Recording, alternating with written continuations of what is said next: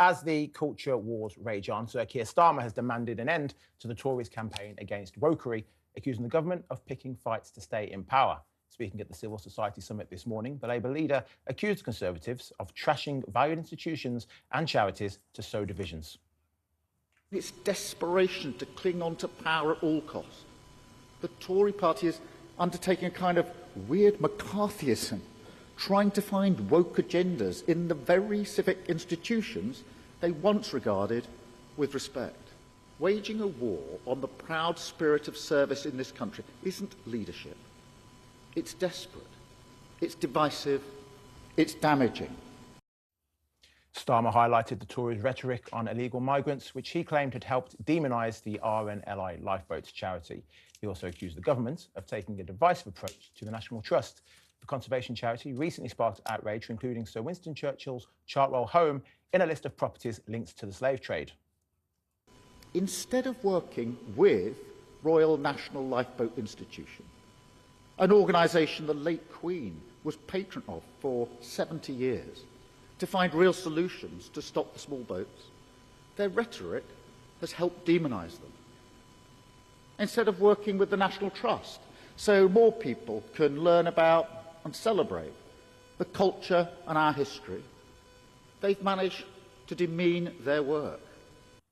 But a member of the National Trust, who's campaigning against recent changes, warned talkTV the organisation had, in fact, lost its way. When you go around houses, very often you see historical comment that is not relevant, that doesn't actually address the thing you're looking at, and that tries to score ideological or political points. And that really isn't right. And what we want to see are higher intellectual standards in the National Trust.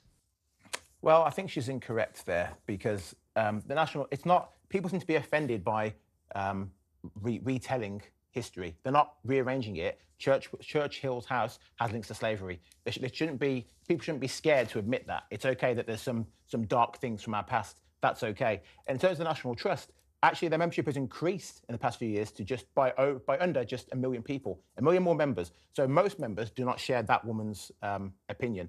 When it comes to Starmer, it's odd that he's attacking the Tories for this, because actually with the RNLI, it was Nigel Farage who was the biggest critic of them, saying they have become a taxi service for immigrants. That wasn't the Tories, that was Farage. So he's attacking the Tories because this is what he wants to do.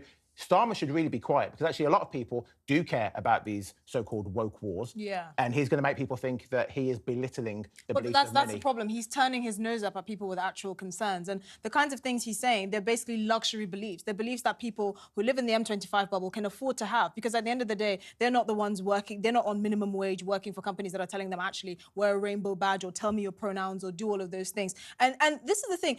Every political party has to try and build a coalition to come into power, right? So bring broad people together that have, similar concerns, and that is how they buy into your agenda and they vote for you. And at the moment, he's not building that coalition, because he's telling people, actually, your concerns are just woke nonsense, and I don't have to deal with this. I don't have to engage with these issues. I don't have to say what a woman is. I don't have to do all of this. And he actually thinks that's someone who can be a leader. A lot of these people that have these concerns are working class. They tend to be in the most marginalized communities in this country that don't have access to good education, that are in minimum wage jobs, that don't understand why a lot of things they hold dear are being demonized in this way. But also, I think... What on earth is Starmer doing getting involved in all this nonsense? Do you think the public genuinely care about this? I'm sorry, if your child was working and they were being told to wear a lanyard with a rainbow flag, how would you feel about that? No one cares about the NHS. No, but they do care. I don't care. That's why what colour badges, whether they're wearing a rainbow badge at the National Trust. OK, there are things happening in this country. On a day when Keir Starmer should be celebrating 100 years of Labour, he should be capitalising on that. He should be making a big deal of that, showing that Labour are ready for government, all of that stuff. Instead, he's getting involved. He's fallen so far down the rabbit hole with this culture wars nonsense, this woke war. I can't even untangle who's at war on who right now. It is a. So the RNLI, it's a war on common sense. It's absolute nonsense. The fact so much political energy is being wasted on this. And that's the kind of snobbery that will lose them the election, because you don't care about what people care about. OK, there may well be, of course, if you say, what is your order of things that are most important? Cost of living crisis, energy bills. What's he on about? Energy. I get all of that, but the idea that they are the only things that matter in our society, that there aren't other things going on when you have and it is a sneering sort of left-wing intelligentsia position that, I know much more than the little people. He can't identify whether a woman or a man has whatever the thing. He doesn't know what a woman. He can't identify. We do have a culture, a cancel culture epidemic in this country. We do. All of these things feed in to a wider narrative. I agree it's not number one on the list, but the idea that it's irrelevant, and the idea that you should raise it, you therefore stand accused of being some kind of, I don't know, half-wit or reactionary, is a nonsense. Yeah, but it's also quite subversive, what he's saying. Because what he's saying is, don't look here at all the appointments that are made to these institutions where people are either paid or it gives them privilege or power.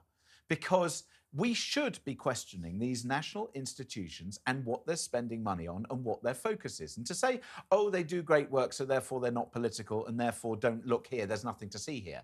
There are institutions, there are charities who have taken their eyes off the ball, who have not focused on their core aspect, who have been diverted by some of these rules and these Like who? Name and shame. Oxfam. So they forgot their knitting. They absolutely forgot what they were supposed to be doing. And charities do really important work. And I think you're right, JJ, to point out and say history changes. We learn from history. Sometimes you have to make uncomfortable comments about what happened in the past. You can't just leave it all in aspic. You've also got to make it relevant. You've got to bring people in. And also you've got to stop with the, sometimes these things can be perceived as very snooty, very inaccessible.